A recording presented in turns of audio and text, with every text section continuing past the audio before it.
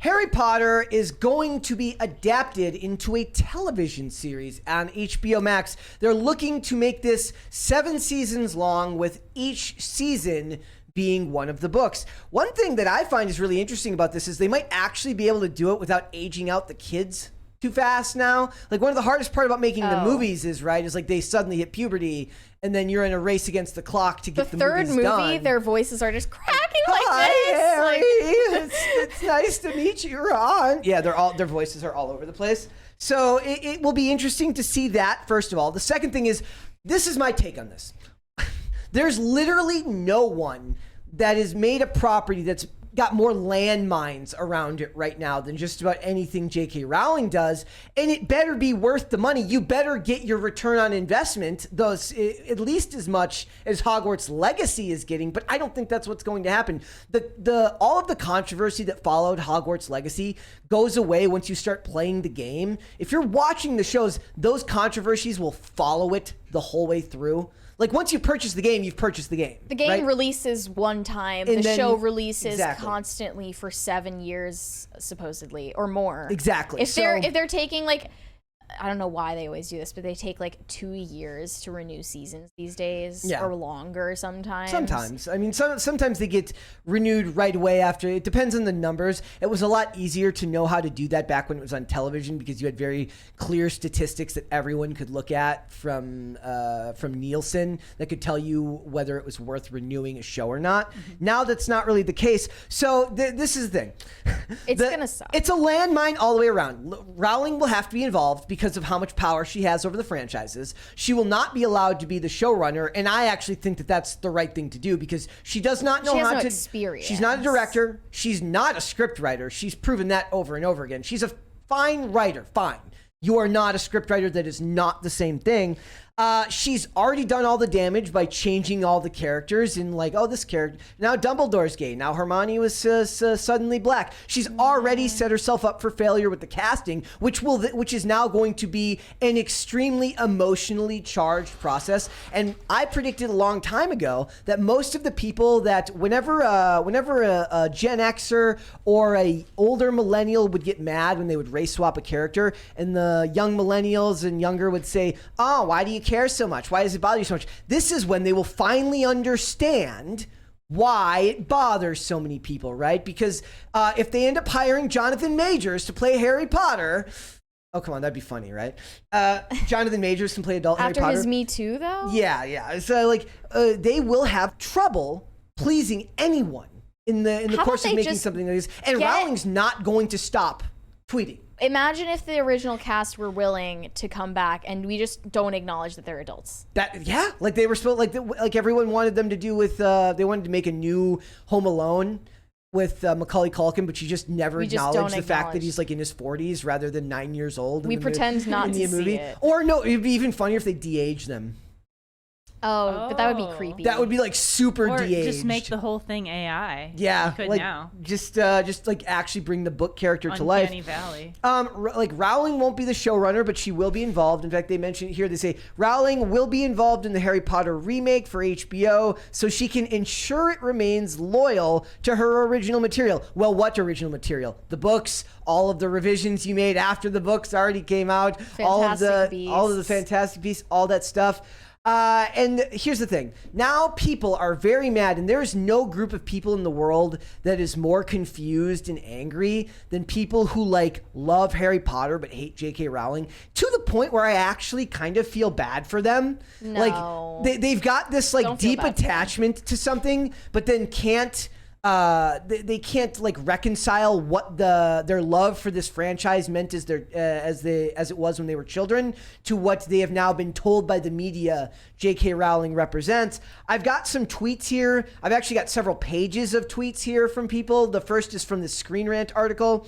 So this one says, this is from somebody who says, it's very important to separate the art from the artist when it comes to the Harry Potter franchises. Yes, J.K. Rowling is perhaps the most evil children's book author alive. But we can't forget the idea of Harry Potter HBO TV series also absolutely sucks. I know that there are more evil children's book authors. Yeah. Yeah. For a fact. Do you think they can explain why they think she's so evil? No, I mean, I think they can spout you like what the headlines would say, but they wouldn't be able to point you to actual tweets or anything. The other thing that's funny about this to me is like, where do you draw the line? Like, okay, J.K. Rowling's a bad, but let's work under the assumption that they're correct and J.K. Rowling is a bad person, right? Okay, she's a bad person. We get rid of her. What about shareholders who make money off this? What about the printer? Is there a guy who works for the printing agency that's a bad guy? Was the editor of the book a good guy? Like, how many background checks are you going to do in the entire process of getting this made and getting all of the people who make royalties? It's not like she's the only one who gets residuals off stuff like this. There are plenty of people in the production line that will end up making money off all of these things. Are you going to run a purity test on each and every one of them, or do you only run the purity test on J.K. Rowling? These people don't live in the adult world, and they don't really think about the fact that other people are involved. Yeah.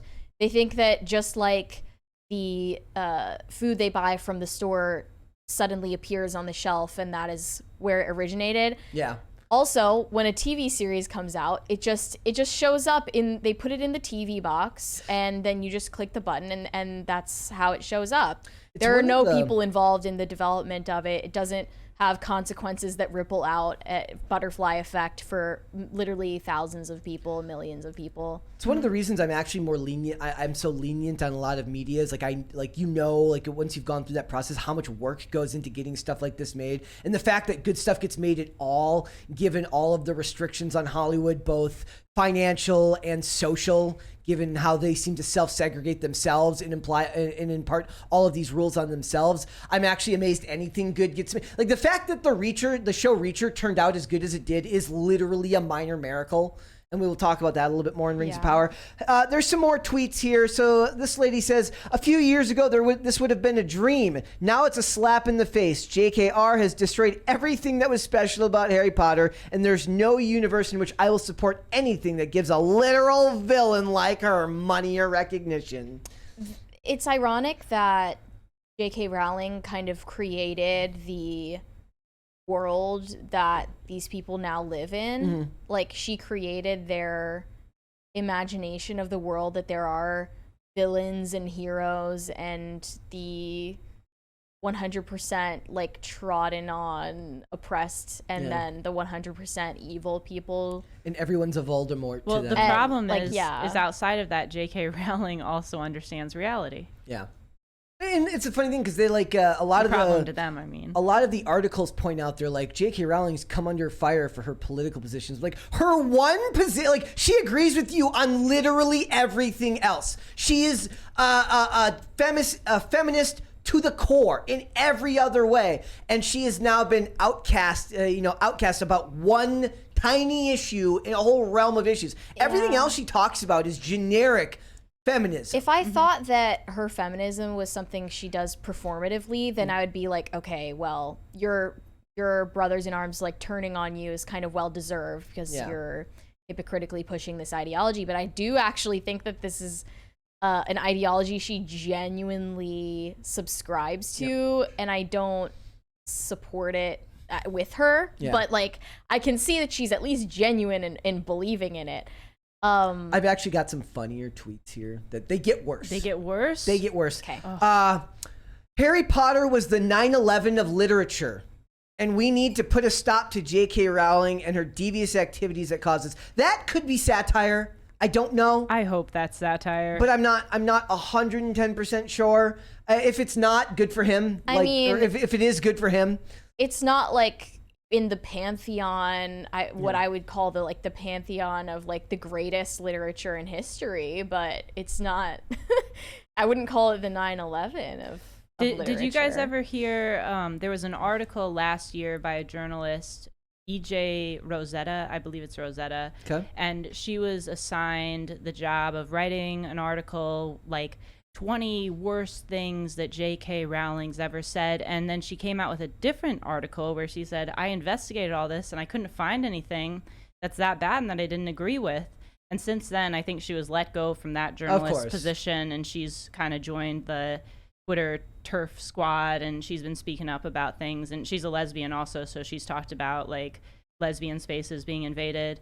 But it was interesting because I think if more people would look into what she has said, her tweets that are considered the so actual controversial, tweets, rather than just headlines that are made to be shocking and upsetting, then they might realize that they have more in common with her than they think and that she's not so bad. But it also doesn't even matter not to them, in relation to like your ability to enjoy entertainment. True. Like it you don't need to even read the tweets or care or engage with this at all. Like if you like someone's art, you can like someone's art. Like I'm not a feminist by any means, but I definitely agree with her on some things, but that doesn't matter to me when it comes to watching a movie. Right. I mean, most of what I talk or what of the movies we watch, a lot of the people involved in them say things that I disagree with or don't all the see time. eye to eye. I think that's just something if you live on the proverbial other side of the aisle, you get a lot more comfortable with than people who have their reality, their world kind of shown back to them every single day. And affirmed, as now seems to be the popular term in culture. They have their view of reality reaffirmed to them each and every day by all the people around them. There was actually somebody who made an interesting comment on the article I wrote about Hollywood and the role in which distractions, like the Hollywood celebrities and influencers, play as distractions. And he said, this is echo chamber BS. And I said, I'd actually say that most of the people I work with, where you would consider this the echo chamber, actually think that I'm more lenient on these people than most of them are. So I don't actually agree with that. I don't think that I'm in an echo chamber with that. I think I actually have more of a centrist take on a lot of this than a lot of the people that I work with. I think when people find themselves in echo chambers, more often than not, it's on the internet. Yeah. And, like I've said this before. I don't know about that. Like, because a lot of people will be in friend groups where it's just better to not, like, they won't speak their mind, so it becomes an echo chamber because people don't want to have those difficult discussions in person. So it's like a lot of friend groups, if you're a generically liberal person, you're never going to have those hard discussions with someone. And J.K. Rowling might actually be an interesting one to like introduce into like deviously introduce into your friend group. Everyone's had like 1.5 beers and you're like, so how about that J.K. Rowling stuff, huh? And just see what they all say. I mean, as I'm thinking about female friend groups right now, if there's one girl in a friend group of like echo chamber liberal feminists, her views that differ from the rest essentially don't exist. Yeah. Like if a view, like if we're talking like the average millennial girl, like if some viewpoint pops into her head that differs from the groupthink, it is discarded so quickly that it might as well not exist. It's just incinerated and just thrown into the shredder that is inside her brain. So it doesn't even, she can't recall it. It's like it never happened. Yep. So it doesn't really matter. But I mean, I am going back to the idea of like a Harry Potter TV series. I am opposed to it for entirely different reasons than anything having to do with J.K. Rowling, her character, her ideology, anything.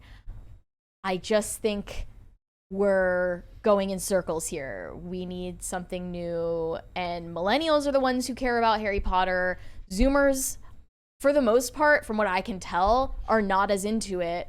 They want something that can be their own. Why do millennials get to have this? But there's nothing new that the next generation can care about, or even like kids younger than that. Dogman. The Dogman series, that's Raina Telgemeier, right? Like those are popular amongst kids, young kids. So maybe that will end up being made. Maybe like not to the same scale though. We've had enough Harry Potter. Yeah, I'm like just tired of like rehashing everything over and over and over. And they're talking about John Wick 5 now. I saw John Wick 4 yesterday, and I should have seen it earlier. I liked it. And I think that I was surprised actually, because I don't usually like action movies that come out nowadays, but it's how an action movie is supposed to be, in my opinion. And it's like an actual miracle that they can reach the 4th movie of any franchise and it not be dog shit. Like even a second movie, anything, even the first. I usually tune out after a sequel. Yeah. Well, what they've done with those movies is the stories become more convoluted but less important, and it leans heavier into the action, and the story's just kind of like the coins. How much is one coin worth? Nobody really knows. But at the very least, the action is choreographed thoughtfully. Yeah, and that's in what other made action movies, I can't say it is. That's why that series became as popular as it was. Wide sweeping shots, not endless cutting that disorients you and takes you out of the environment. Long takes from camera work, or very well hidden cuts in the camera work. Chad Stahelski's done fantastic work on the series. Also, another thing that they point out is that it says, 10 years ago, this is what I would have wanted. Now producing this will put money in J.K. Rowling's pockets. Daniel Radcliffe was an excellent Harry Potter and is a true LGBTQIA plus ally. Radcliffe is a whack job ideologue.